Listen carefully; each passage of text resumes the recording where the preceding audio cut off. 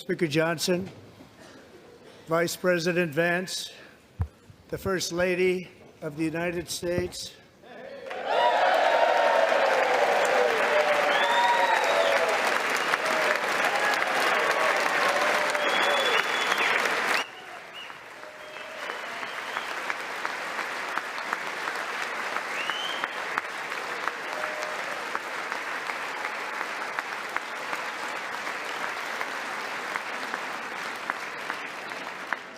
members of the United States Congress, thank you very much, and to my fellow citizens, America is back.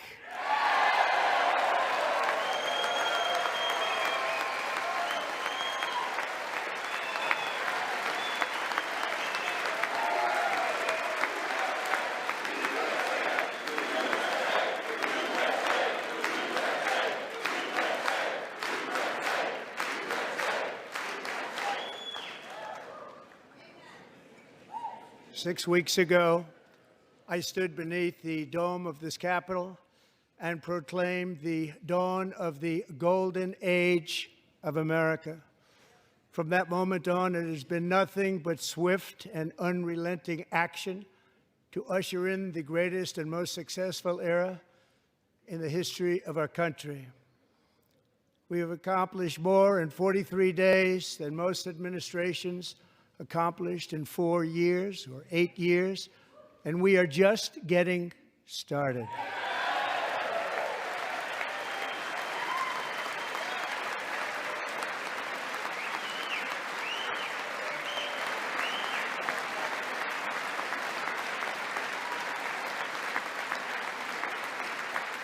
Thank you.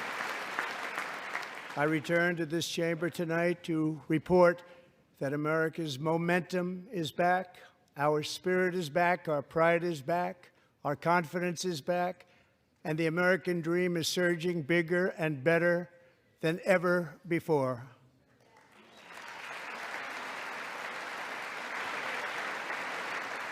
The American dream is unstoppable, and our country is on the verge of a comeback, the likes of which the world has never witnessed and perhaps will never witness again. There's never been anything like it. The presidential election of November 5th was a mandate like has not been seen in many decades. We won all 7 swing states, giving us an electoral college victory of 312 votes.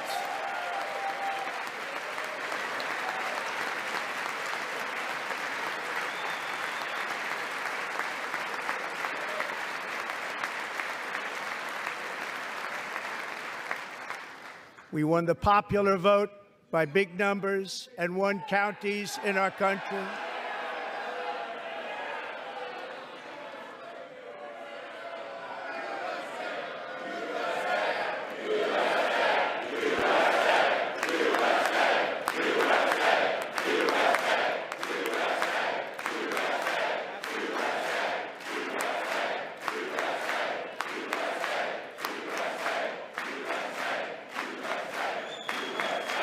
And won counties in our country, 2,700 to 525, on a map that reads almost completely red for Republican.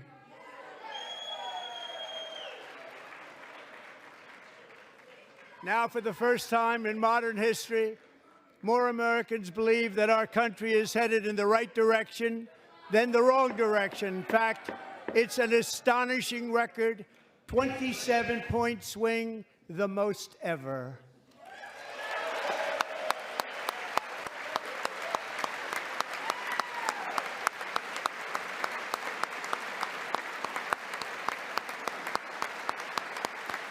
Likewise, small business optimism saw its single largest one-month gain ever recorded. Mr. President. A 41-point jump.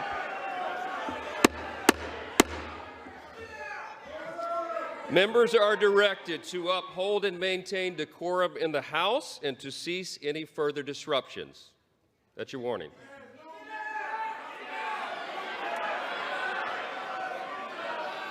Members are engaging in willful and continuing breach of decorum, and the chair is prepared to direct the Sergeant-at-Arms to restore order to the joint session.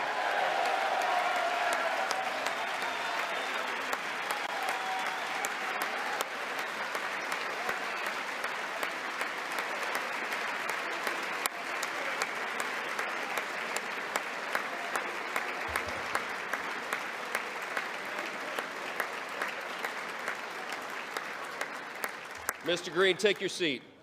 Take your seat, sir. Take your seat. Finding that members continue to engage in willful and concerted disruption of proper decorum, the chair now directs the Sergeant-at-Arms to restore order. Remove this gentleman from the chamber.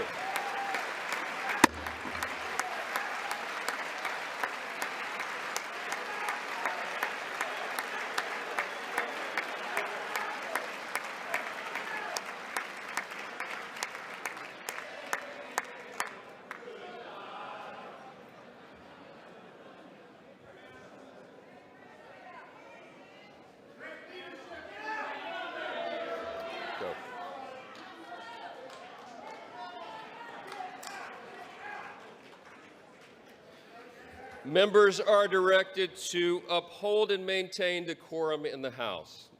Mr. President, you continue. Thank you.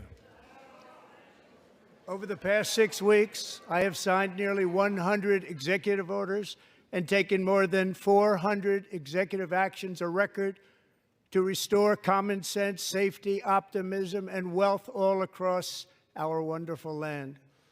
The people elected me to do the job, and I'm doing it.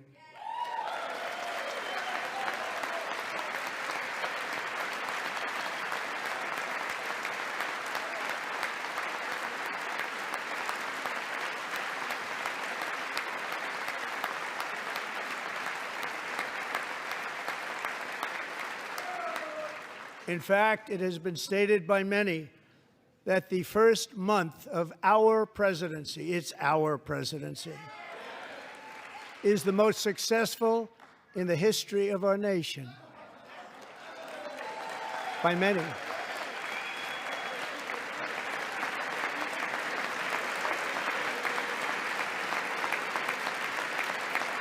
And what makes it even more impressive is that, you know who number 2 is? George Washington. How about that? How about that? I don't know about that list, but we'll take it. Within hours of taking the oath of office, I declared a national emergency on our southern border, and I deployed the U.S. military and Border Patrol to repel the invasion of our country.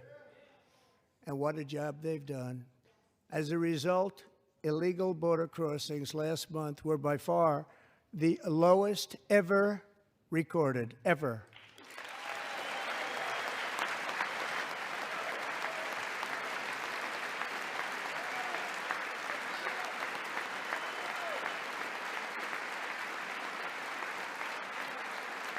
They heard my words and they chose not to come. Much easier that way. In comparison, under Joe Biden, the worst president in American history, there were hundreds of thousands of illegal crossings a month, and virtually all of them, including murderers, drug dealers, gang members, and people from mental institutions and insane asylums, were released into our country. Who would want to do that? This is my 5th such speech to Congress. And once again, I look at the Democrats in front of me, and I realize there is absolutely nothing I can say to make them happy or to make them stand or smile or applaud. Nothing I can do. I could find a cure to the most devastating disease, a disease that would wipe out entire nations, or announce the answers to the greatest economy in history, or the stoppage of crime to the lowest levels ever recorded. And these people sitting right here will not clap, will not stand, and certainly will not cheer for these astronomical achievements. They won't do it, no matter what. Five times I've been up here.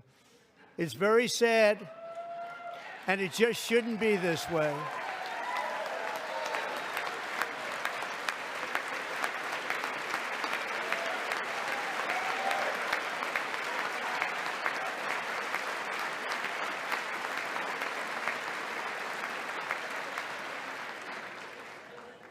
So Democrats sitting before me, for just this one night, why not join us in celebrating so many incredible wins for America? For the good of our nation, let's work together and let's truly make America great again.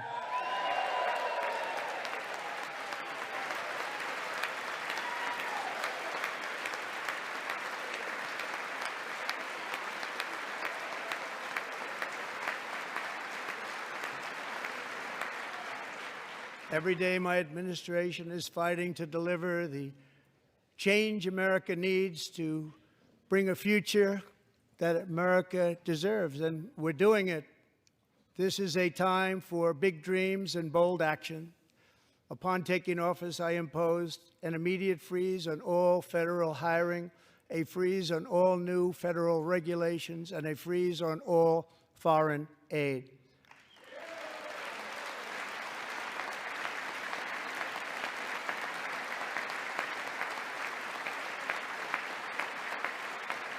I terminated the ridiculous Green New Scam.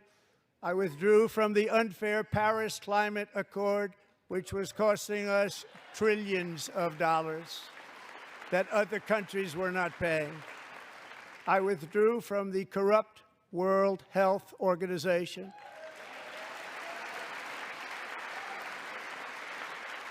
And I also withdrew from the anti-American UN Human Rights Council.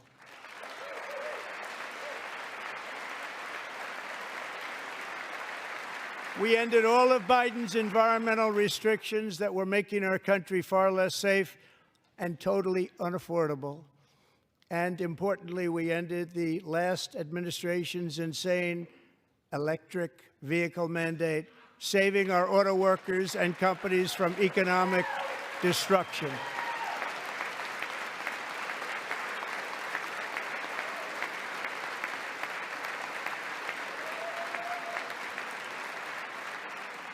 To unshackle our economy, I have directed that for every one new regulation, 10 old regulations must be eliminated, just like I did in my very successful first term.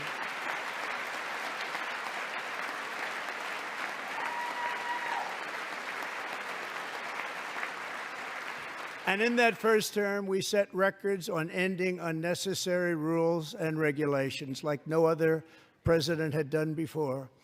We ordered all federal workers to return to the office.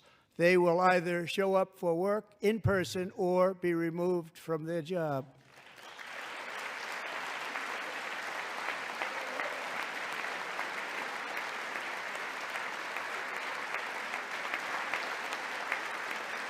And we have ended weaponized government where, as an example, a sitting president is allowed to viciously prosecute his political opponent, like me. How did that work out? Not too good. Not too good.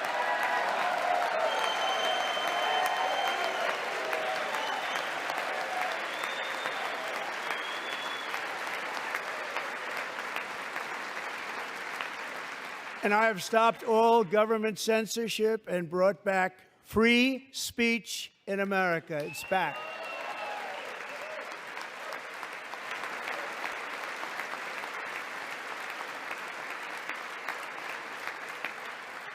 And 2 days ago, I signed an order making English the official language of the United States of America.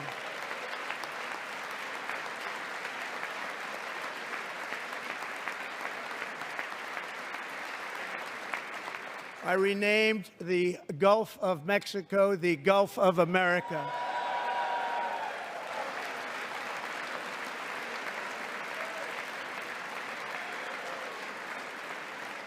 And likewise, I renamed, for a great president, William McKinley, Mount McKinley again.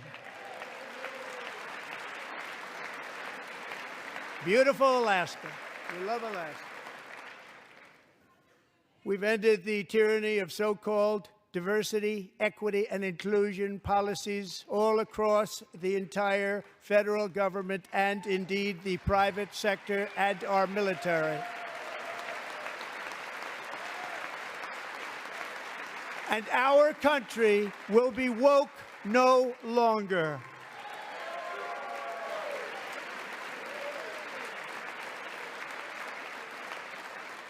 We believe that whether you are a doctor, an accountant, a lawyer, or an air traffic controller, you should be hired and promoted based on skill and competence, not race or gender. Very important.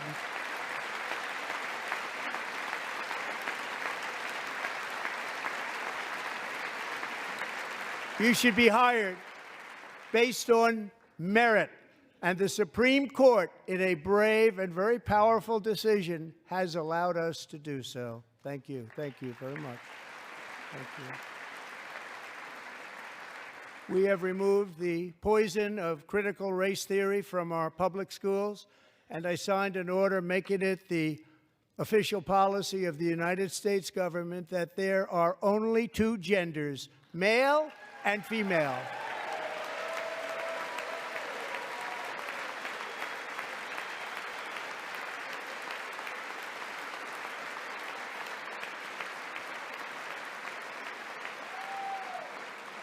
I also signed an executive order to ban men from playing in women's sports.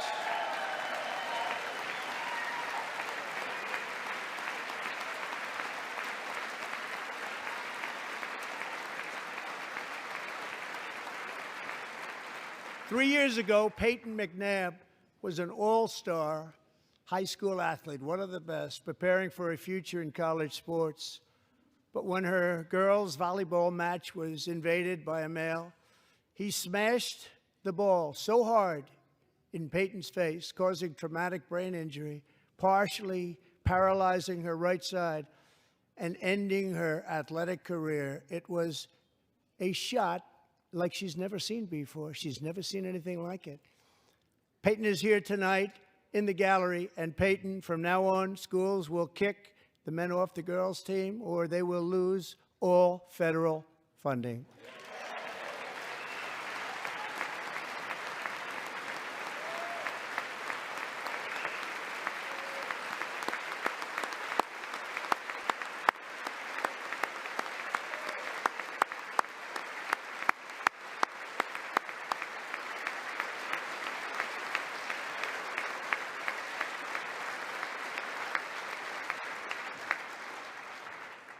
And if you really want to see numbers, just take a look at what happened in the women's boxing, weightlifting, track and field, swimming, or cycling, where a male recently finished a long-distance race 5 hours and 14 minutes ahead of a woman for a new record by 5 hours. Broke the record by 5 hours. It's demeaning for women, and it's very bad for our country. We're not going to put up with it any longer.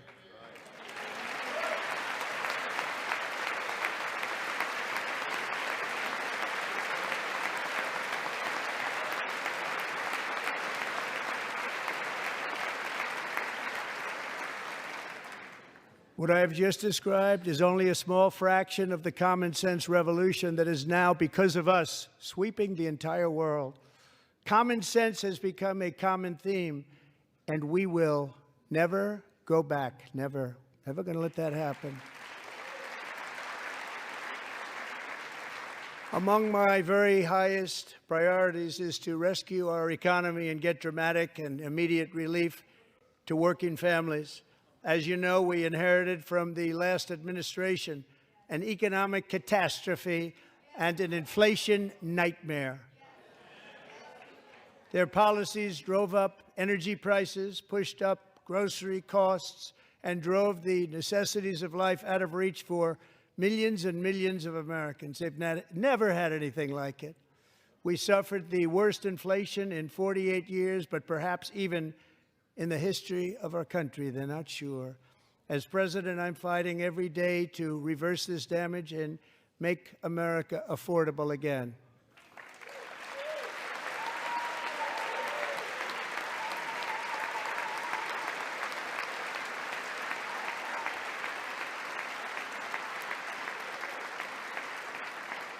Joe Biden especially let the price of eggs get out of control.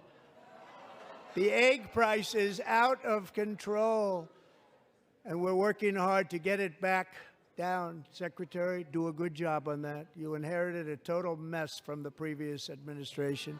Do a good job.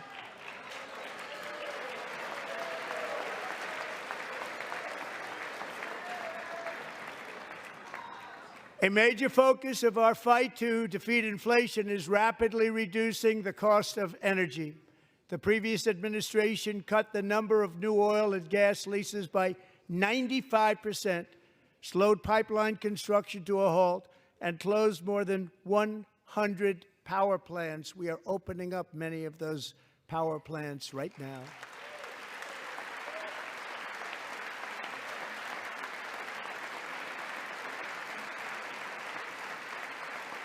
And frankly, we have never seen anything like it.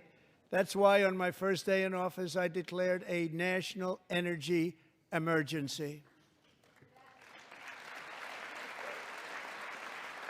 As you've heard me say many times, we have more liquid gold under our feet than any nation on earth, and by far.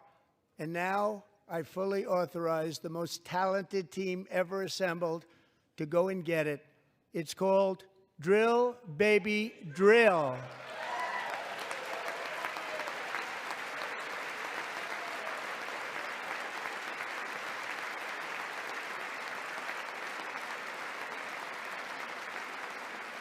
My administration is also working on a gigantic natural gas pipeline in Alaska, among the largest in the world, where Japan, South Korea, and other nations want to be our partner with investments of trillions of dollars each. There's never been anything like that one.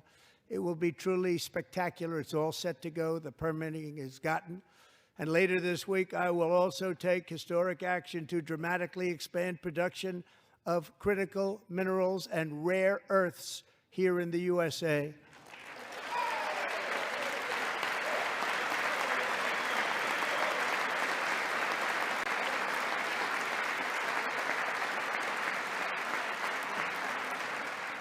To further combat inflation, we will not only be reducing the cost of energy, but will be ending the flagrant waste of taxpayer dollars.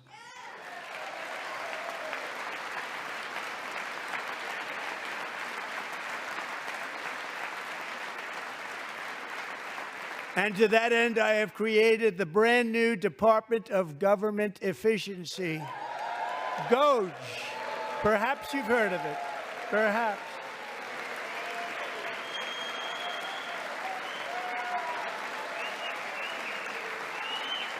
Which is headed by Elon Musk, who is in the gallery tonight.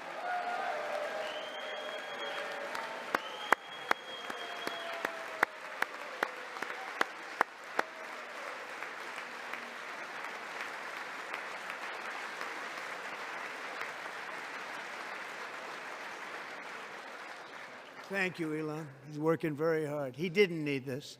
He didn't need this. Thank you very much. We appreciate it. Everybody here, even this side, appreciates it, I believe. They just don't want to admit that. Just listen to some of the appalling waste we have already identified. $22 billion from HHS to provide free housing and cars for illegal aliens. $45 million for diversity, equity, and inclusion scholarships in Burma. $40 million to improve the social and economic inclusion of sedentary migrants. Nobody knows what that is. $8 million to promote LGBTQI+ in the African nation of Lesotho, which nobody has ever heard of. $60 million for indigenous peoples and Afro-Colombian empowerment in Central America. $60 million. $8 million for making mice transgender. This is real. $32 million for a left-wing propaganda operation in Moldova. $10 million for male circumcision in Mozambique. $20 million for the Arab Sesame Street in the Middle East. It's a program, $20 million for a program. $1.9 billion to recently created Decarbonization of Homes Committee, headed up, and we know she's involved. Just at the last moment, the money was passed over by a woman named Stacey Abrams. Have you ever heard of her? A $3.5 million consulting contract for lavish fish monitoring. $1.5 million for voter confidence in Liberia. $14 million for social cohesion in Mali. $59 million for illegal alien hotel rooms in New York City. He's a real estate developer. He's done very well. $250,000 to increase vegan local climate action innovation in Zambia. $42 million for social and behavior change in Uganda. $14 million for improving public procurement in Serbia. $47 million for improving learning outcomes in Asia. Asia's doing very well with learning. I don't know what we're doing. We should use it ourselves. And $101 million for DEI contracts at the Department of Education. The most ever paid, nothing even like it. Under the Trump administration, all of these scams, and they're far worse, but I didn't think it was appropriate to talk about them. They're so bad. Many more have been found out and exposed and swiftly terminated by a group of very intelligent, mostly young people, headed up by Elon, and we appreciate it. We found hundreds of billions of dollars of fraud.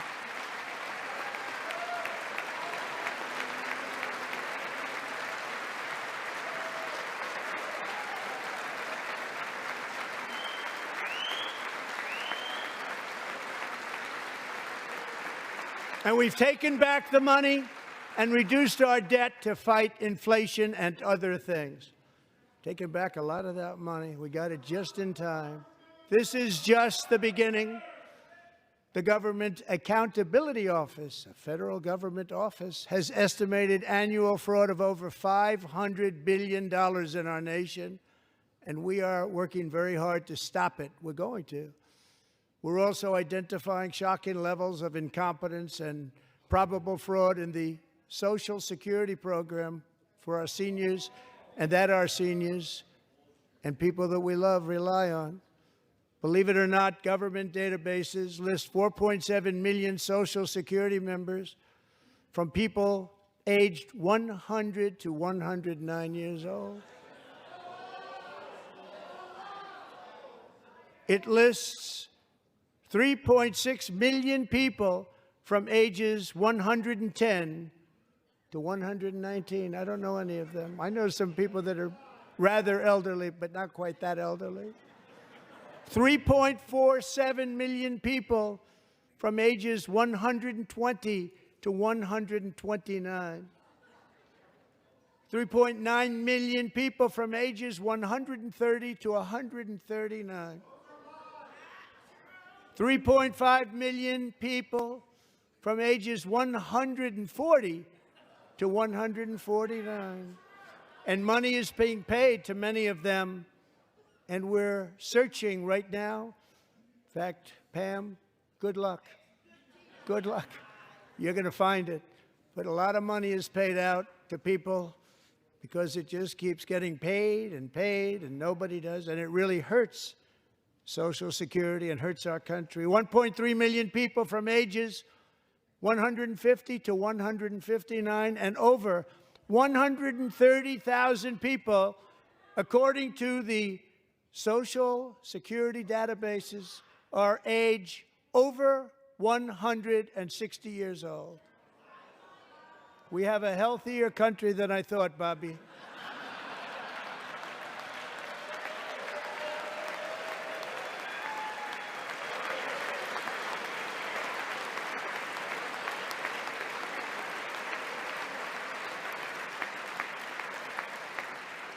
Including, to finish, 1,039 people between the ages of 220 and 229 one person between the age of 240 and 249, and one person is listed at 360 years of age. More than 100 years. More than 100 years older than our country. But we're going to find out where that money's going, and it's not going to be pretty. By slashing all of the fraud, waste, and theft we can find, we will defeat inflation, bring down mortgage rates, lower car payments and grocery prices, protect our seniors, and put more money in the pockets of American families.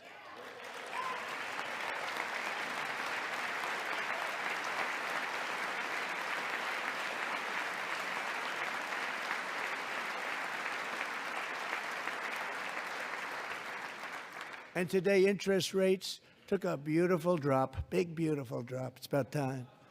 And in the near future, I want to do what has not been done in 24 years, balance the federal budget. We're going to balance it.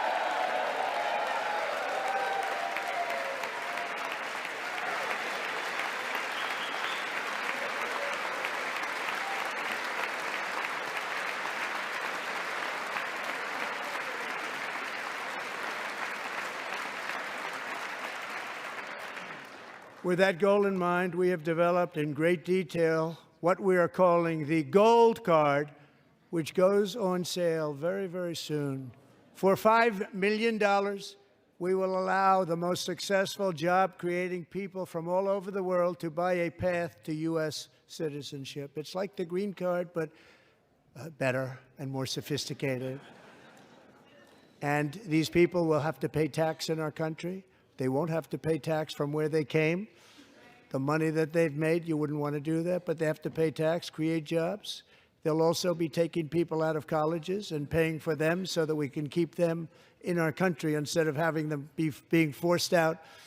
Number one, at the top school, as an example, being forced out and not being allowed to stay and create tremendous numbers of jobs and great success for a company out there. So while we take out the criminals, killers, traffickers, and child predators who are allowed to enter our country under the open border policy of these people, the Democrats, the Biden administration, the open border insane policies that you've allowed to destroy our country, we will now bring in brilliant, hardworking, job-creating people. They're going to pay a lot of money, and we're going to reduce our debt with that money.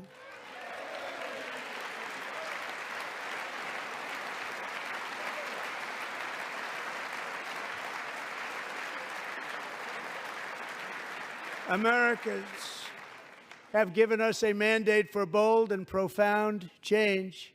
For nearly 100 years, the federal bureaucracy has grown until it has crushed our freedoms, ballooned our deficits, and held back America's potential in every possible way. The nation founded by pioneers and risk-takers now drowns under millions and millions of pages of regulations and debt. Approvals that should take 10 days to get instead take 10 years, 15 years, and even 20 years before you're rejected. Meanwhile, we have hundreds of thousands of federal workers who have not been showing up to work. My administration will reclaim power from this unaccountable bureaucracy, and we will restore true democracy to America again.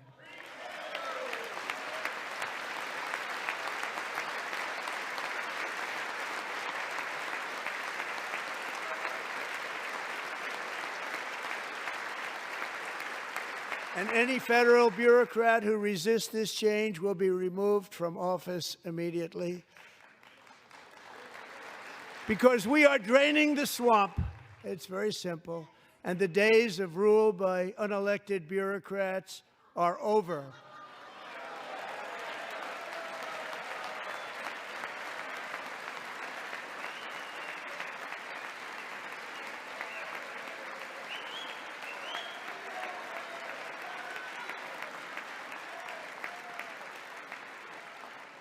And the next phase of our plan to deliver the greatest economy in history is for this Congress to pass tax cuts for everybody. They're in there. They're waiting for you to vote.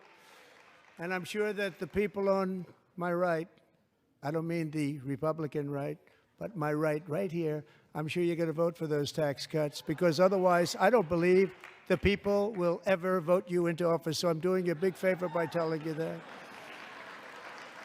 But I know this group is going to be voting for the tax cuts.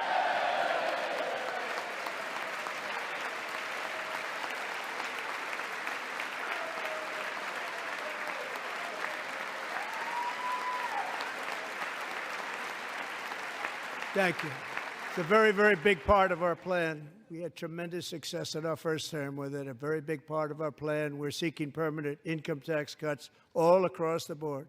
And to get urgently needed relief to Americans hit especially hard by inflation, I'm calling for no tax on tips, no tax on overtime, and no tax on Social Security benefits for our great seniors.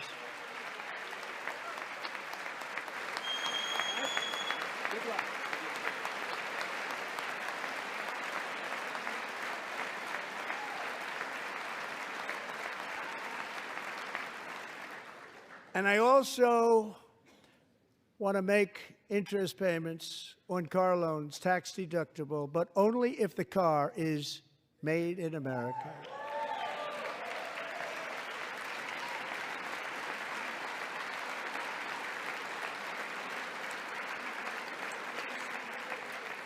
And by the way, we're going to have growth in the auto industry like nobody's ever seen. Plants are opening up all over the place. Deals are being made.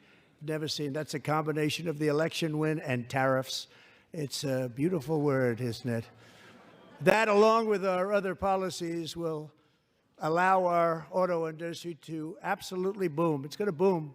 Spoke to the majors today, all three, the top people, and they're so excited. In fact, already numerous car companies have announced that they will be building massive automobile plants in America, with Honda just announcing a new plant in Indiana, one of the largest anywhere in the world.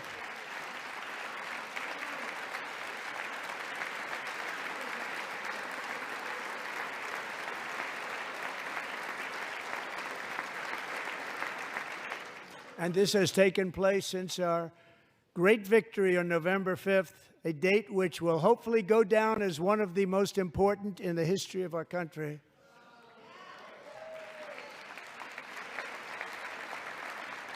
In addition, as part of our tax cuts, we want to cut taxes on domestic production and all manufacturing.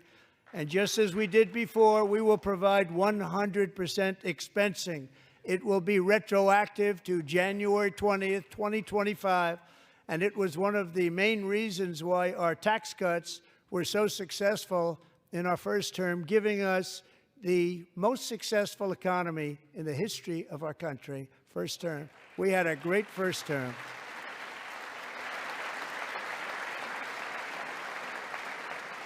If you don't make your product in America, however, under the Trump administration, you will pay a tariff, and in some cases, a rather large one. Other countries have used tariffs against us for decades, and now it's our turn to start using them against those other countries. On average, the European Union, China, Brazil, India, Mexico, and Canada, have you heard of them? And countless other nations charge us tremendously higher tariffs than we charge them. It's very unfair. India charges us auto tariffs higher than 100%. China's average tariff on our products is twice what we charge them. And South Korea's average tariff is 4 times higher. Think of that, 4 times higher. And we give so much help militarily and in so many other ways to South Korea. But that's what happens. This is happening by friend and foe. This system is not fair to the United States and never was. And so on April 2nd, I wanted to make it April 1st, but I didn't want to be accused of April Fool's Day. That's not, just one day cost us a lot of money. But we're going to do it in April. I'm a very superstitious person. April 2nd, reciprocal tariffs kick in. And whatever they tariff us, other countries, we will tariff them. That's reciprocal, back and forth. Whatever they tax us, we will tax them. If they do non-monetary tariffs to keep us out of their market, then we will do non-monetary barriers to keep them out of our market. There's a lot of that, too. They don't even allow us in their market. We will take in trillions and trillions of dollars and create jobs like we have never seen before. I did it with China, and I did it with others, and the Biden administration couldn't do anything about it because there was so much money they couldn't do anything about it. We have been ripped off for decades by nearly every country on earth, and we will not let that happen any longer.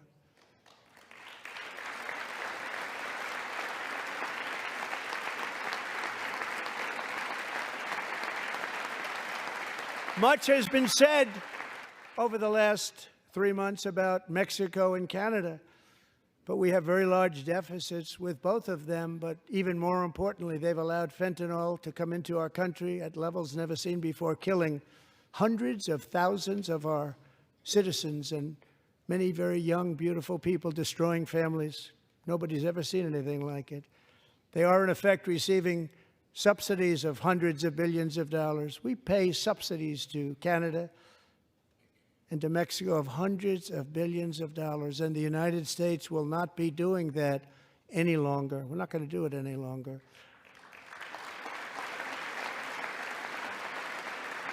Thanks to our America First policies we're putting into place, we have had $1.7 trillion of new investment in America in just the past few weeks. The combination of the election and our economic policies that people of SoftBank, one of the most brilliant anywhere in the world, announced a $200 billion investment.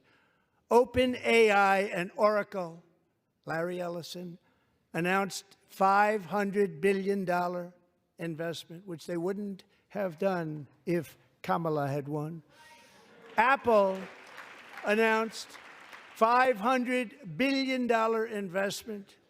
Tim Cook called me. He said, I cannot spend it fast enough. It's going to be much higher than that, I believe. They'll be building their plants here instead of in China. And just yesterday, Taiwan Semiconductor, the biggest in the world, most powerful in the world, has a tremendous amount, 97% of the market, announced a $165 billion investment to build the most powerful chips on earth right here in the USA.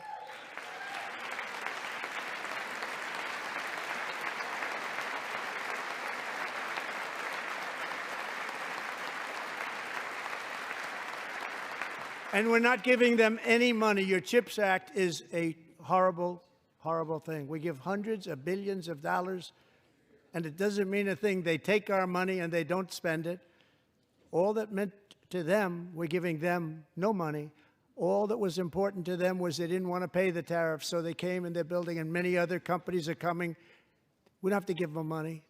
We just want to protect our businesses and our people. And they will come because they won't have to pay tariffs if they build in America. So it's very amazing. You should get rid of the CHIP Act, and whatever's left over, Mr. Speaker, you should use it to reduce debt or any other reason you want to.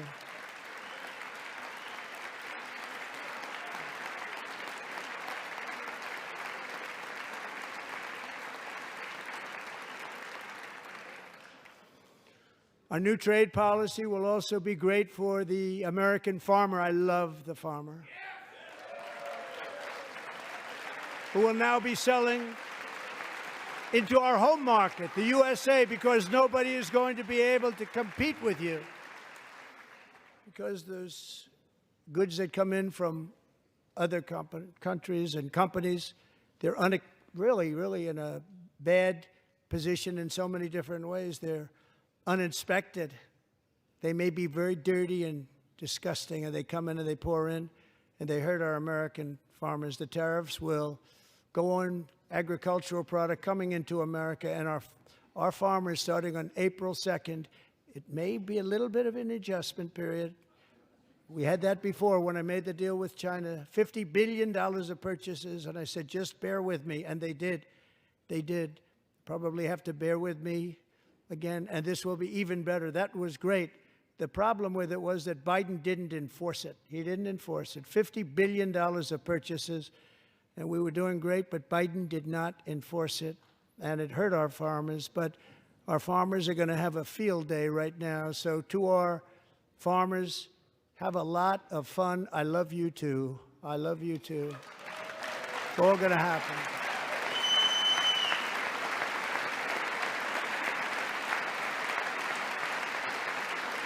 And I have also imposed a 25% tariff on foreign aluminum, copper, lumber, and steel, because if we don't have, as an example, steel and lots of other things, we don't have a military, and frankly, we just won't have a country very long. Here today is a proud American steelworker, fantastic person from Decatur, Alabama, Jeff Denard. Has been working at the same steel plant for 27 years in a job that has allowed him to serve as the captain of his local volunteer fire department, raise 7 children with his beautiful wife, Nicole, and over the years provide a loving home for more than 40 foster children. So great, Jeff.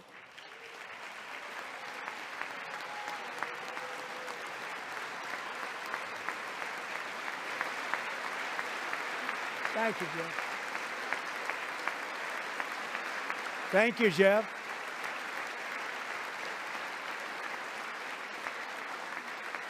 Stories like Jeff's remind us that tariffs are not just about protecting American jobs.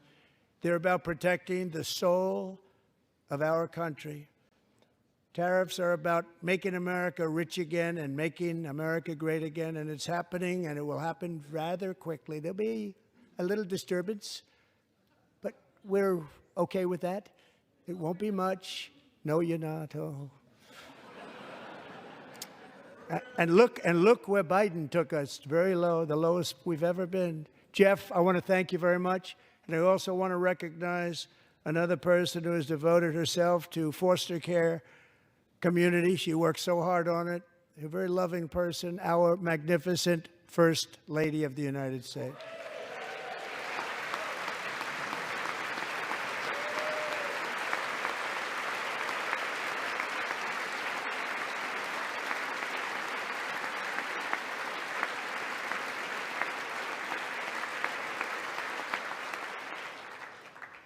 Melania's work has yielded incredible results, helping prepare our nation's future leaders as they enter the workforce.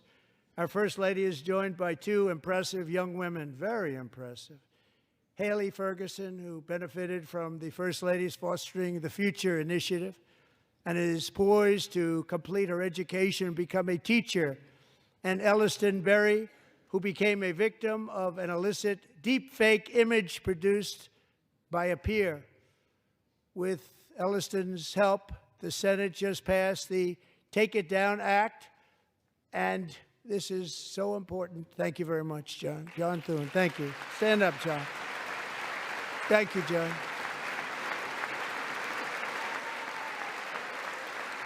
Thank you all very much.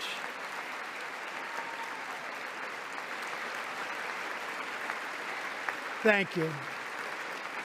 And thank you to John Thune and the Senate. Great job. To criminalize the publication of such images online is a terrible, terrible thing. And once it passes the House, I look forward to signing that bill into law. Thank you. And I'm going to use that bill for myself, too, if you don't mind. Because nobody gets treated worse than I do online. Nobody. That's great. Thank you very much to the Senate. Thank you. But if we truly care about protecting Americans' children, no step is more crucial than securing America's borders. Over the past 4 years, 21 million people poured into the United States. Many of them were murderers, human traffickers, gang members, and other criminals from the streets of dangerous cities all throughout the world. Because of Joe Biden's insane and very dangerous open border policies, they are now strongly embedded in our country, but we are getting them out and getting them out fast.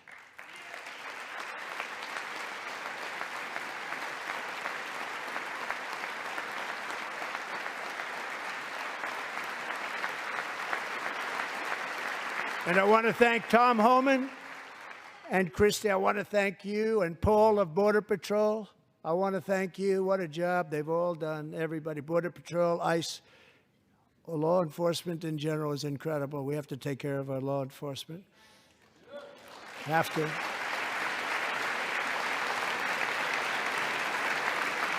Last year,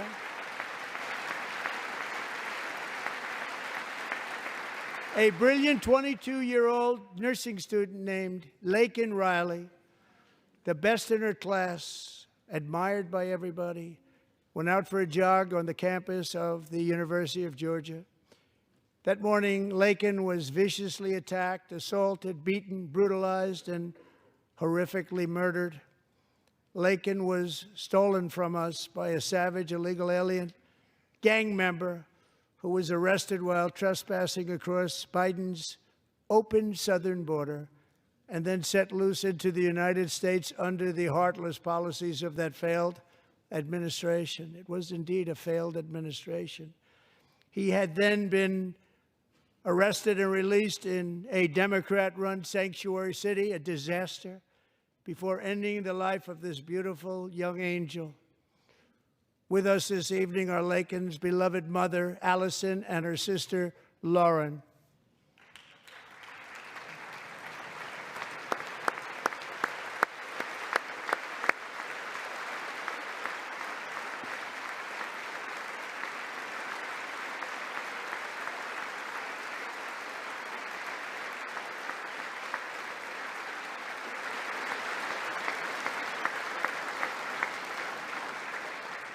Last year, I told Laken's grieving parents that we would ensure their daughter would not have died in vain.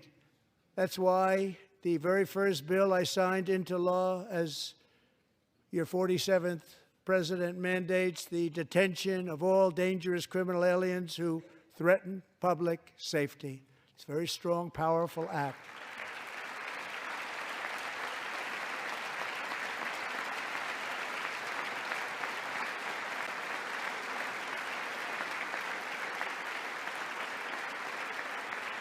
It's called the Laken-Riley Act. So Allison and Lauren, America will never, ever forget our beautiful Laken Hope Riley.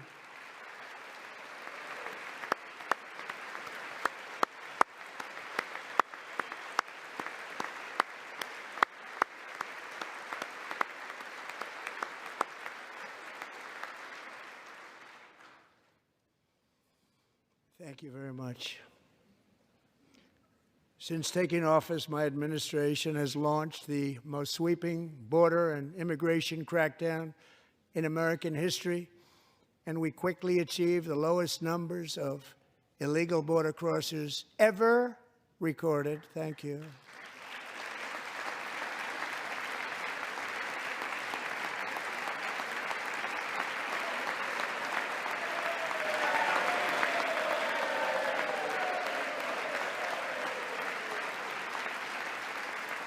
The media and our friends in the Democrat Party kept saying we needed new legislation. We must have legislation to secure the border. But it turned out that all we really needed was a new president.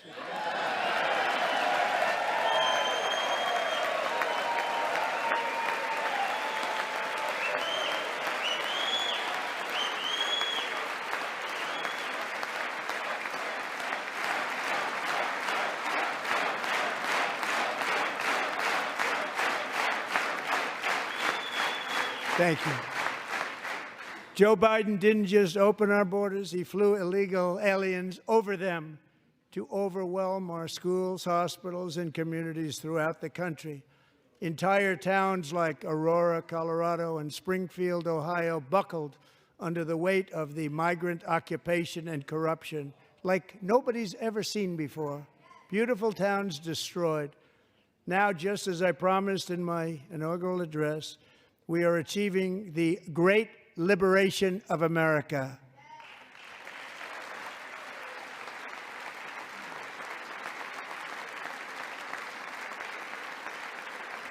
But there still is much work to be done. Here tonight is a woman I have gotten to know Alexis Nungary from Houston. Wonderful woman. Last June, Alexis's 12-year-old daughter, her precious Jocelyn, walked to a nearby convenience store. She was kidnapped, tied up, assaulted for 2 hours under a bridge, and horrifically murdered. Arrested and charged with this heinous crime are 2 illegal alien monsters from Venezuela, released into America by the last administration through their ridiculous open border. The death of this beautiful 12-year-old girl and the agony of her mother and family touched our entire nation greatly. Alexis, I promised that we would always remember your daughter, your magnificent daughter, and earlier tonight I signed an order keeping my word to you. One thing I have learned about Jocelyn is that she loved animals so much. She loved nature. Across Galveston Bay, from where Jocelyn lived in Houston, you will find a magnificent national wildlife refuge, a pristine, peaceful, 34,000-acre sanctuary for all of God's creatures on the edge of the Gulf of America. Alexis, moments ago, I formally renamed that refuge in loving memory of your beautiful daughter, Jocelyn.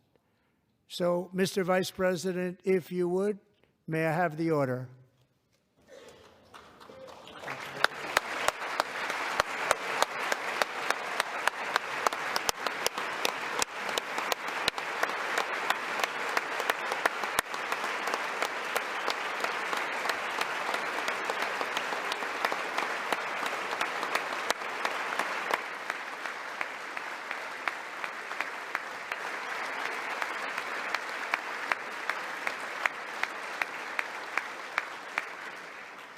Thank you very much. All 3 savages charged with Jocelyn and Lakin's murders were members of the Venezuelan prison gang, the toughest gang, they say, in the world, known as Tren de Aragua. 2 weeks ago, I officially designated this gang, along with MS-13 and the bloodthirsty Mexican drug cartels, as foreign terrorist organizations.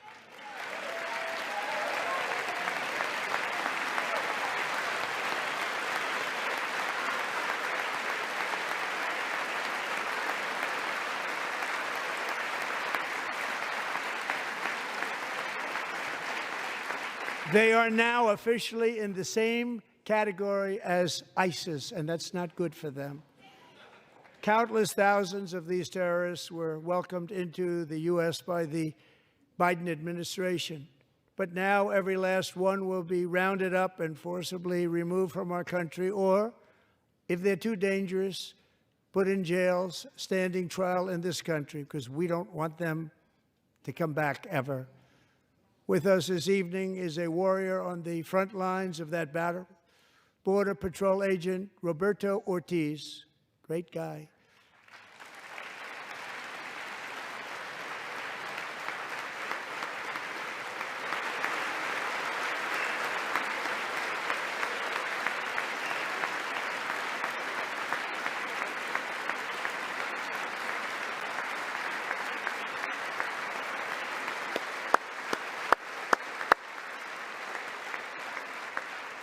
In January, Roberto and another agent were patrolling by the Rio Grande near an area known as Cartel Island. Doesn't sound too nice to me.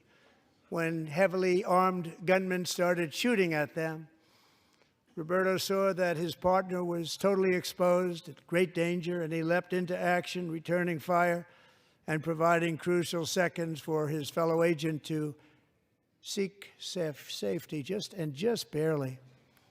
I have some of the prints of that event, and it was not good. Agent Ortiz, we salute you for your great courage and for your line of fire that you took and for the bravery that you showed. We honor you, and we will always honor you. Thank you, Roberto, very much.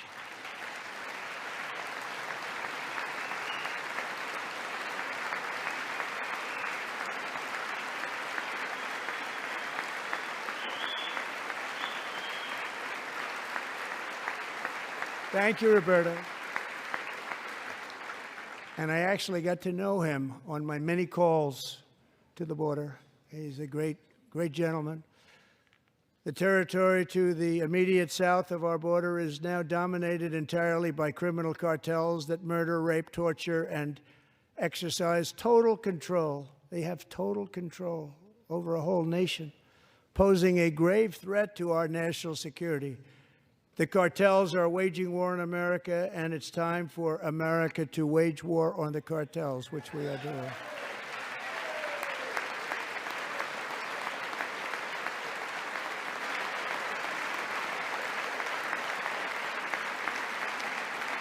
Five nights ago, Mexican authorities, because of our tariff policies being imposed on them, think of this, handed over to us 29 of the biggest cartel leaders in their country. That has never happened before. They want to make us happy.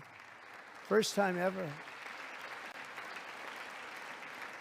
But we need Mexico and Canada to do much more than they've done, and they have to stop the fentanyl and drugs pouring into the USA. They're going to stop it.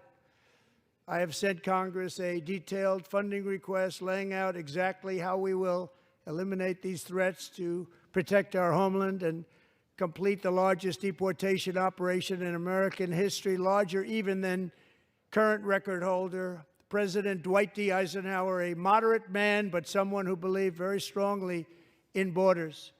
Americans expect Congress to send me this funding without delay so I can sign it into law. So, Mr. Speaker, John Thune, both of you, I hope you're going to be able to do that, Mr. Speaker. Thank you. Mr. Leader, thank you. Thank you very much. And let's get it to me. I'll sign it so fast, you won't even believe it.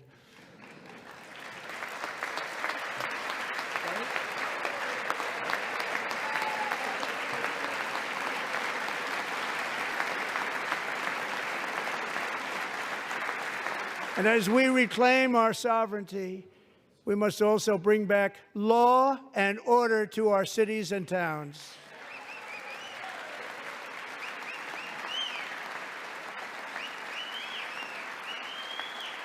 In recent years, our justice system has been turned upside down by radical left lunatics.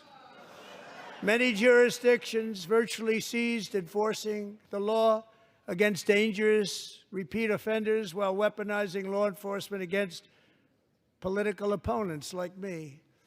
My administration has acted swiftly and decisively to restore fair, equal, and impartial justice under the constitutional rule of law, starting at the FBI and the DOJ. Pam, good luck. Cash, wherever you may be, good luck. Good luck. Pam Bond. Good luck. So important. Going to do a great job. Cash, thank you. Thank you, Cash.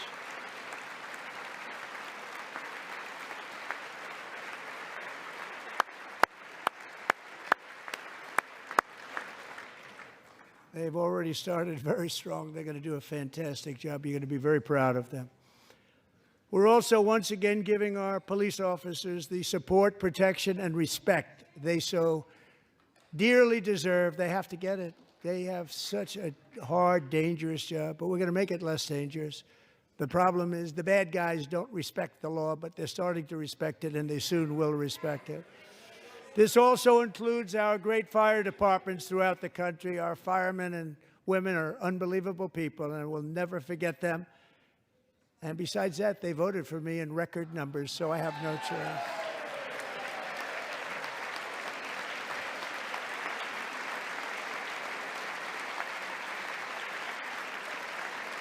One year ago this month, 31-year-old New York police officer Jonathan Diller, unbelievably wonderful person and a great officer, was gunned down at a traffic stop on Long Island. I went to his funeral.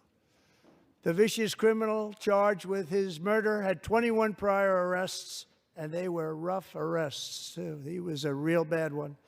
The thug in the seat next to him had 14 prior arrests, and went by the name of Killer. He was Killer. He killed other people, they say, a lot of them. I attended Officer Diller's service, and when I met his wife and one-year-old son, Ryan, it was very inspirational, actually. His widow's name is Stephanie, and she is here tonight. Stephanie, thank you very much, Stephanie. Thank you very much.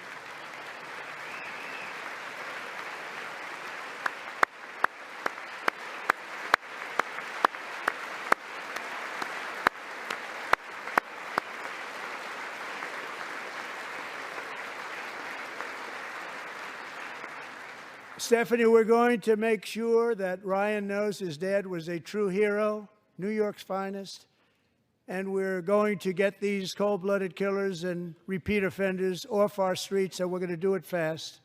Got to stop it. They get out with 28 arrests. They push people into subway trains. They hit people over the head, back of the head with baseball bats. We got to get them out of here.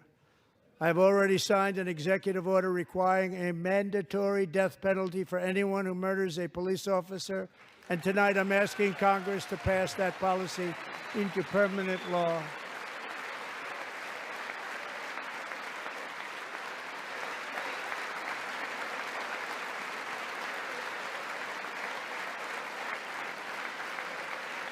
I'm also asking for a new crime bill getting tough on repeat offenders while enhancing protections for America's police officers so they can do their jobs without fear of their lives being totally destroyed. They don't want to be killed. We're not going to let them be killed. Joining us in the gallery tonight is a young man who truly loves our police. His name is DJ Daniel. He is 13 years old, and he has always dreamed of becoming a police officer.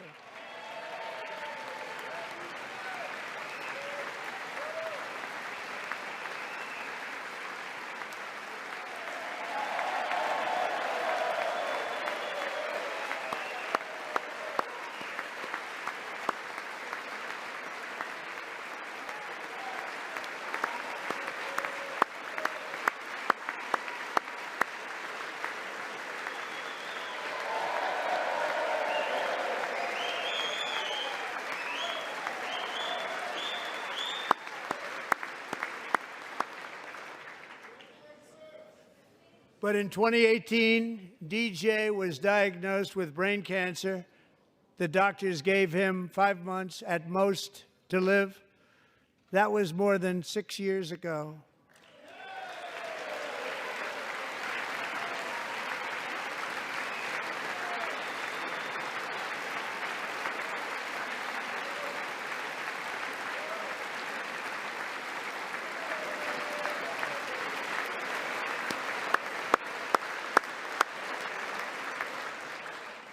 Since that time, DJ and his dad have been on a quest to make his dream come true, and DJ has been sworn in as an honorary law enforcement officer, actually a number of times. The police love him, the police departments love him.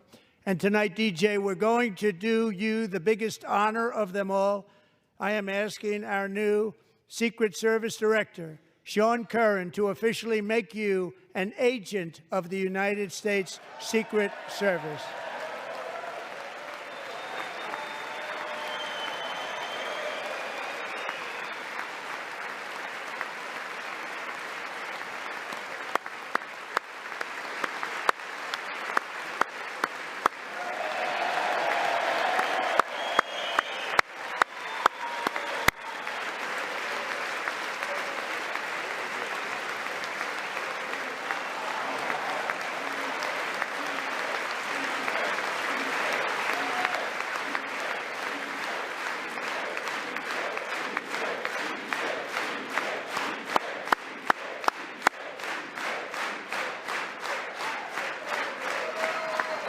Thank you, DJ.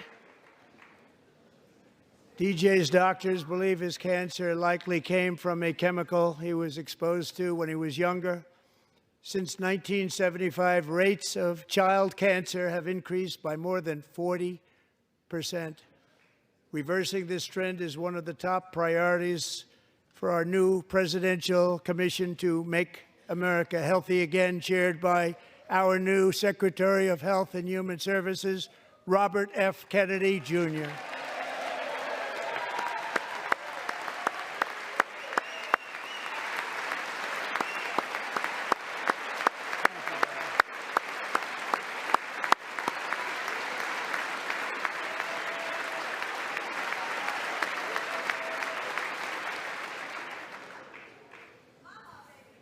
With the name Kennedy, you would have thought everybody over here would have been cheering.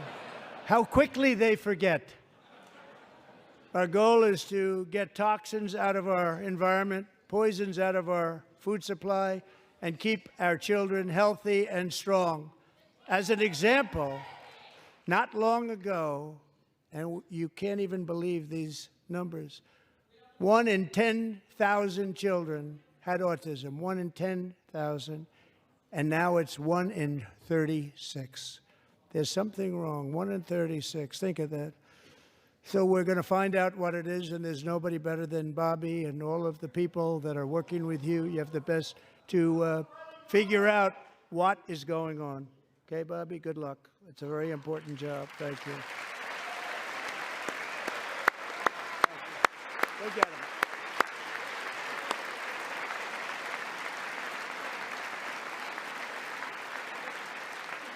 Thank you. My administration is also working to protect our children from toxic ideologies in our schools. A few years ago, January Littlejohn and her husband discovered that their daughter's school had secretly socially transitioned their 13-year-old little girl. Teachers and administrators conspired to deceive January and her husband while encouraging her daughter to use a new name and pronouns. They, them pronoun, actually, all without telling January, who is here tonight and is now a courageous advocate against this form of child abuse. January, thank you. Thank you. Thank you very much.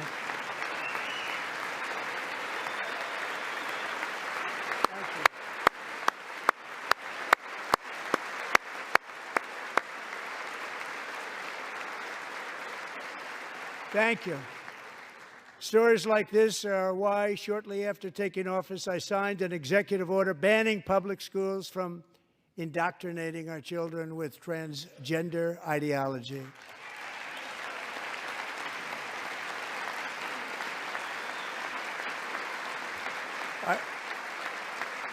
I also signed an order to cut off all taxpayer funding to any institution that engages in the sexual mutilation of our youth.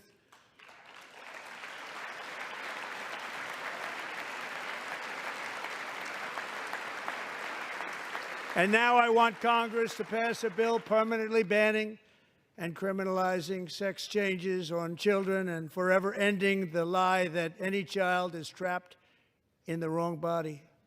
This is a big lie.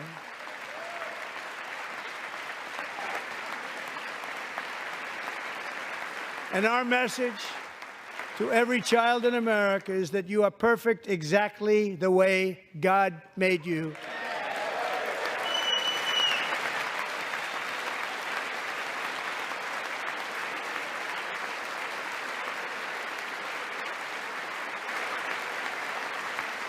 Because we're getting wokeness out of our schools and out of our military, and it's already out, and it's out of our society. We don't want it. Wokeness is trouble. Wokeness is bad. It's gone. It's gone. And we feel so much better for it, don't we? Don't we feel better? Our service members won't be activists and ideologues. They will be fighters and warriors. They will fight for our country. And Pete, congratulations. Secretary of Defense, congratulations.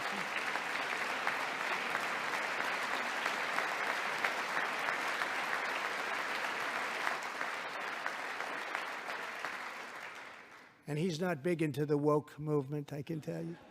I know him well.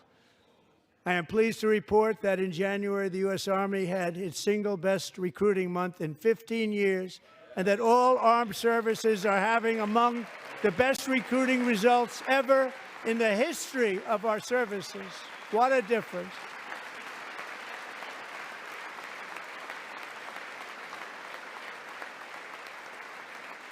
And you know, it was just a few months ago where the results were exactly the opposite. We couldn't recruit anywhere. We couldn't recruit. Now we're having the best results just about that we've ever had. What a tremendous turnaround. It's really a beautiful thing to see. People love our country again. It's very simple. They love our country, and they love being in our military again. So it's a great thing, and thank you very much. Great job. Thank you.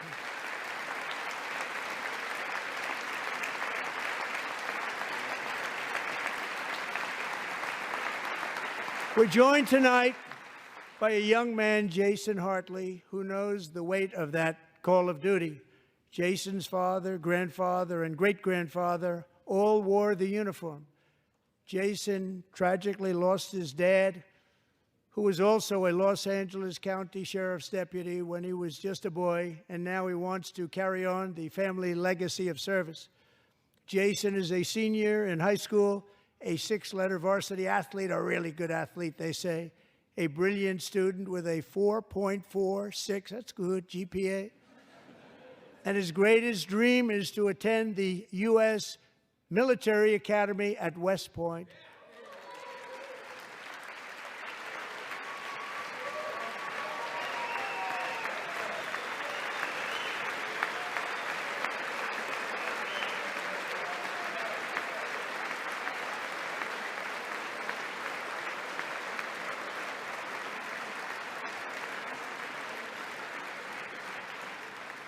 And Jason, that's a very big deal getting in. That's a hard one to get into. But I'm pleased to inform you that your application has been accepted.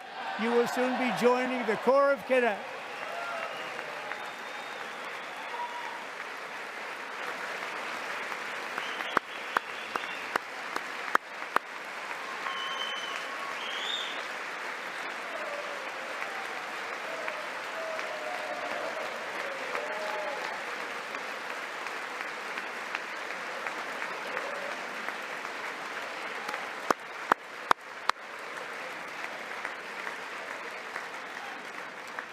Thank you.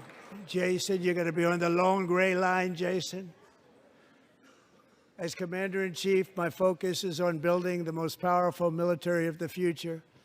As a first step, I'm asking Congress to fund a state-of-the-art Golden Dome missile defense shield to protect our homeland, all made in the USA.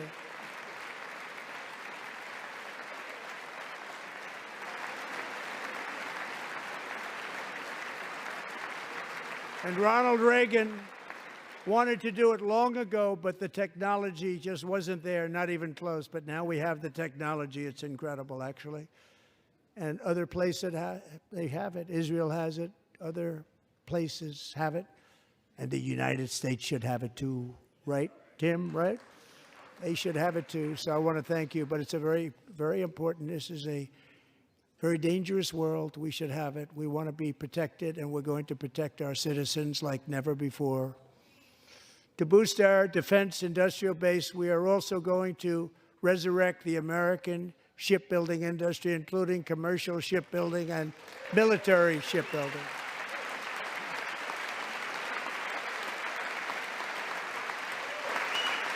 And for that purpose, I am announcing tonight that we will create a new Office of Shipbuilding in the White House and offer special tax incentives to bring this industry home to America where it belongs. We used to make so many ships.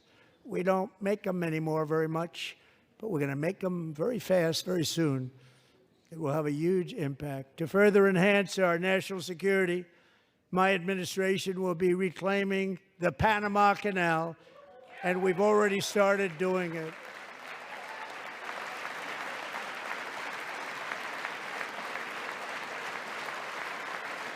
Just today, a large American company announced they are buying both ports around the Panama Canal and lots of other things having to do with the Panama Canal and a couple of other canals.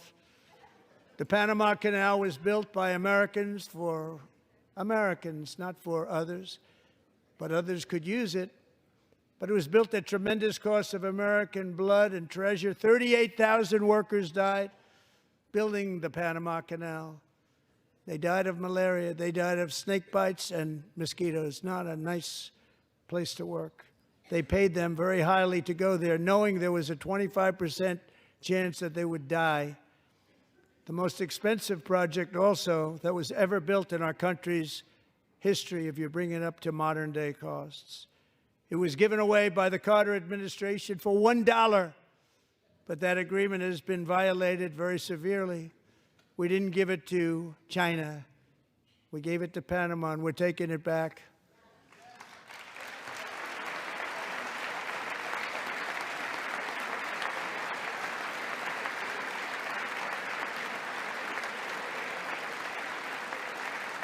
And we have Marco Rubio in charge. Good luck, Marco.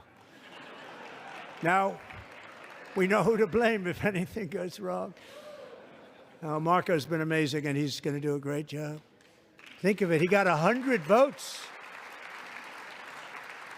You know, he was approved with actually 99, but the 100th was this gentleman, and I feel very certain. So let's assume he got 100 votes. And I'm either very, very happy about that, or I'm very concerned about it. But he's already proven. I mean, he's a great gentleman. He's respected by everybody, and we appreciate you voting for Marco. He's going to do a fantastic job. Thank you. Thank you. He's doing a great job. Great job. And I also have a message tonight for the incredible people of Greenland. We strongly support your right to determine your own future. And if you choose, we welcome you into the United States of America. We need Greenland for national security and even international security, and we're working with everybody involved to try and get it. But we need it really for international world security, and I think we're going to get it. One way or the other, we're going to get it. We will keep you safe. We will make you rich, and together we will take Greenland to heights like you have never thought possible before. It's a very small population, but very, very large piece of land and very, very important for military security. America is once again standing strong against the forces of radical Islamic terrorism. 3.5 years ago, ISIS terrorists killed 13 American service members and countless others in the Abbey Gate bombing during the disastrous and incompetent withdrawal from Afghanistan. Not that they were withdrawing, it was the way they withdrew. Perhaps the most embarrassing moment in the history of our country. Tonight, I am pleased to announce that we have just apprehended the top terrorist responsible for that atrocity, and he is right now on his way here to face the swift sword of American justice.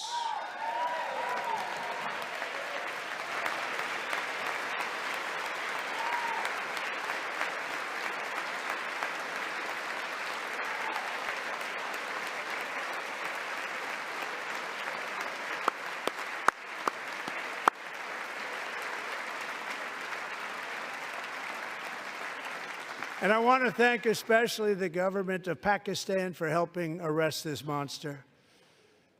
This was a very momentous day for those 13 families who I actually got to know very well, most of them, whose children were murdered, and the many people that were so badly, over 42 people, so badly injured on that fateful day in Afghanistan. What a horrible day. Such incompetence was shown that when Putin saw what happened, I guess he said, wow, maybe this is my chance. That's how bad it was. Should have never happened. Grossly incompetent people.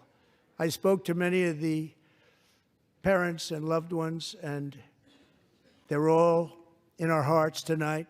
Just spoke to them on the phone. We had a big call.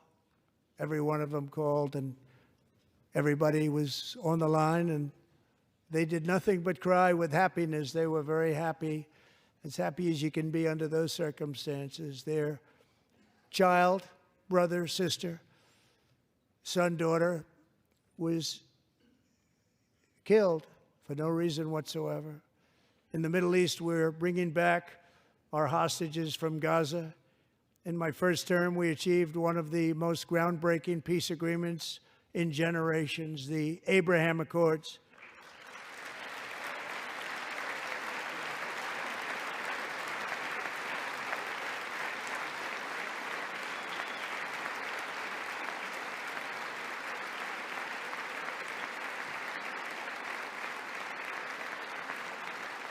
And now we're going to build on that foundation to create a more peaceful and prosperous future for the entire region. A lot of things are happening in the Middle East. People have been talking about that so much lately with everything going on with Ukraine and Russia.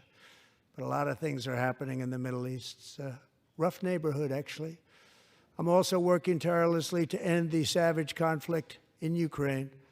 Millions of Ukrainians and Russians have been needlessly killed or wounded in this horrific and brutal conflict with no end in sight. The United States has sent hundreds of billions of dollars to support Ukraine's defense with no security, with no anything.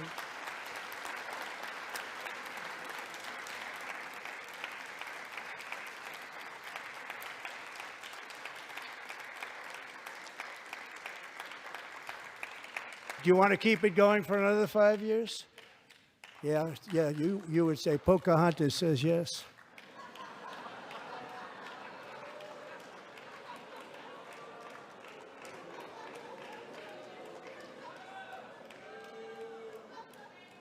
$2,000 people are being killed every single week. More than that. They're Russian young people. They're Ukrainian young people. They're not Americans. But I want it to stop. Meanwhile, Europe has sadly spent more money buying Russian oil and gas than they have spent on defending Ukraine, by far. Think of that. They've spent more buying Russian oil and gas than they have defending. And we've spent perhaps $350 billion, like taking candy from a baby. That's what happened. And they've spent $100 billion. What a difference that is. And we have an ocean separating us, and they don't. But we're getting along very well with them, and lots of good things are happening. Biden has authorized more money in this fight than Europe has spent by billions and billions of dollars. It's hard to believe that they wouldn't have stopped it and said, at some point, come on, let's equalize. You got to be equal to us. But that didn't happen. Earlier today, I received an important letter from President Zelensky of Ukraine. The letter reads, Ukraine is ready to come to the negotiating table as soon as possible to bring lasting peace closer. Nobody wants peace more than the Ukrainians, he said. My team and I stand ready to work under President Trump's strong leadership to get a peace that lasts. We do really value how much America has done to help Ukraine maintain its sovereignty and independence. Regarding the agreement on minerals and security, Ukraine is ready to sign it at any time that is convenient for you. I appreciate that he sent this letter, just got it a little while ago. Simultaneously, we've had serious discussions with Russia and have received strong signals that they are ready for peace. Wouldn't that be beautiful? Wouldn't that be beautiful?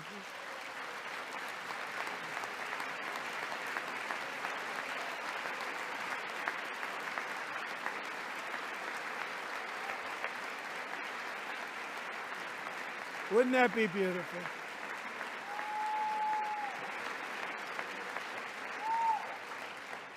It's time to stop this madness. It's time to halt the killing. It's time to end this senseless war. If you want to end wars, you have to talk to both sides. Nearly 4 years ago, amid rising tensions, a history teacher named Mark Fogel was detained in Russia and sentenced to 14 years in a penal colony. Rough stuff. The previous administration barely lifted a finger to help him. They knew he was innocent, but they had no idea where to begin. But last summer, I promised his 95-year-old mother, Malphine, that we would bring her boy safely back home. After 22 days in office, I did just that, and they are here tonight.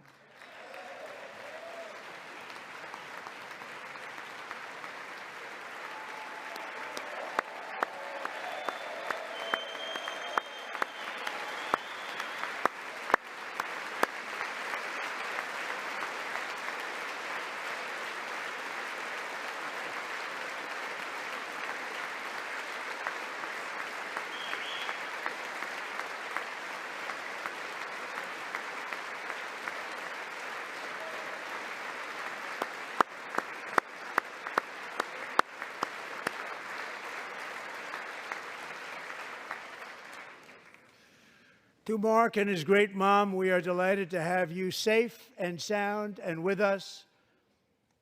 As fate would have it, Mark Fogel was born in a small rural town in Butler, Pennsylvania. Have you heard of it? Where his mother has lived for the past 78 years. I just happened to go there last July 13th for a rally. That was not pleasant.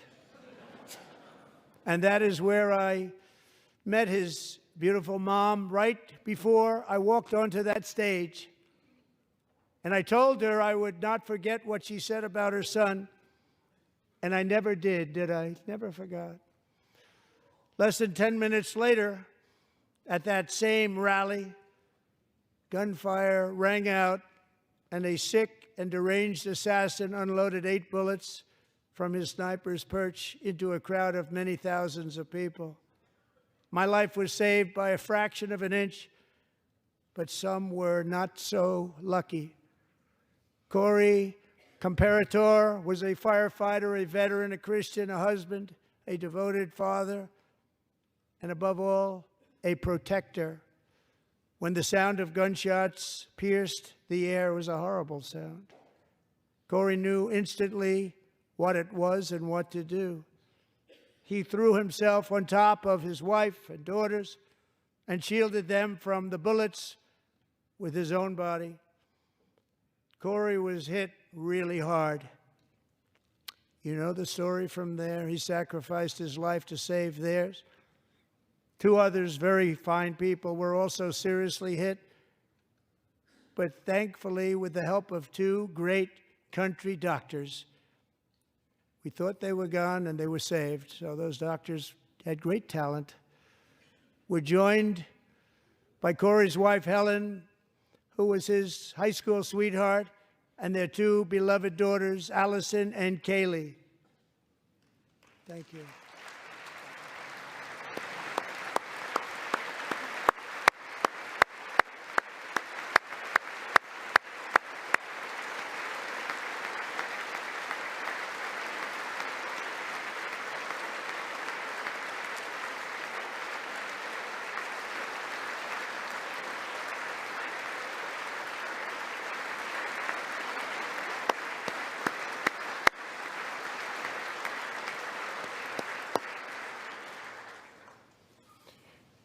To Helen, Allison, and Kaylee, Corey is looking down on his 3 beautiful ladies right now, and he is cheering you on. He loves you. He is cheering you on. Corey was taken from us much too soon, but his destiny was to leave us all with a shining example of the selfless devotion of a true American patriot. It was love like Corey's that built our country, and it's love like Corey's that is going to make our country more majestic than ever before. I believe that my life was saved that day in Butler for a very good reason. I was saved by God to make America great again. I believe that. Thank you. Thank you.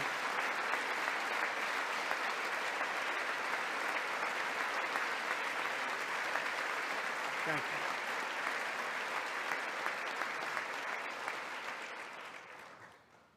Thank you very much. From the patriots of Lexington and Concord to the heroes of Gettysburg and Normandy, from the warriors who crossed the Delaware to the trailblazers who climbed the Rockies, and from the legends who sword at Kitty Hawk to the astronauts who touched the moon.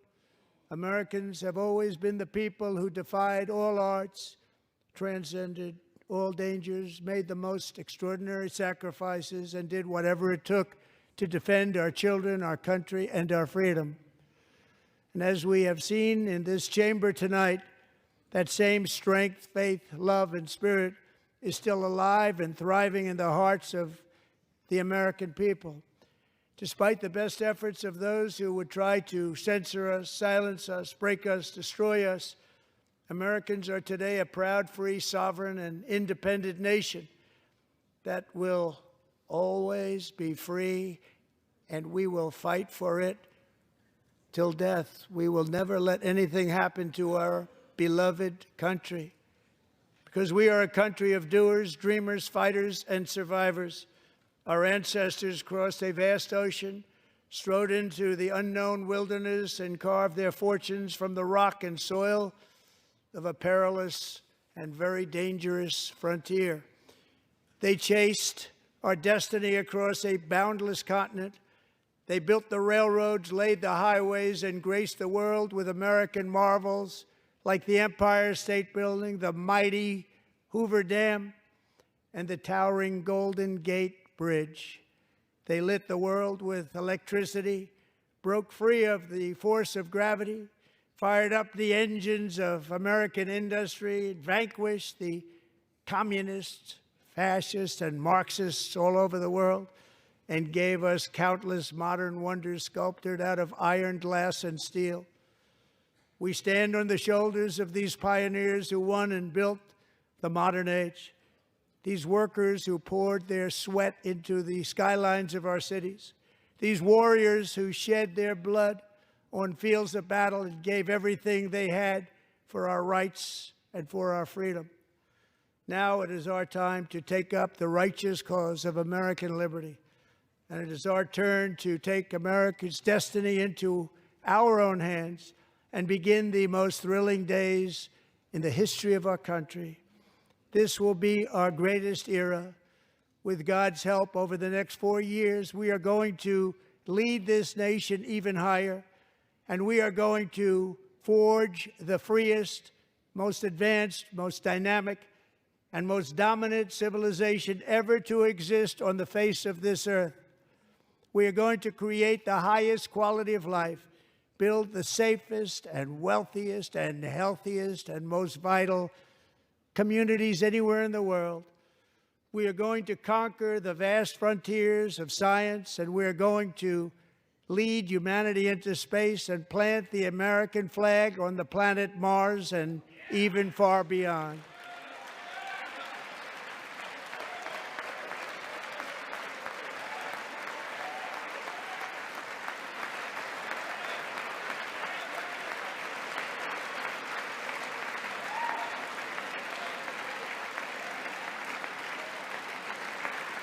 And through it all, we are going to rediscover the unstoppable power of the American spirit. And we are going to renew unlimited promise of the American dream. Every single day, we will stand up and we will fight, fight, fight for the country our citizens believe in and for the country our people deserve.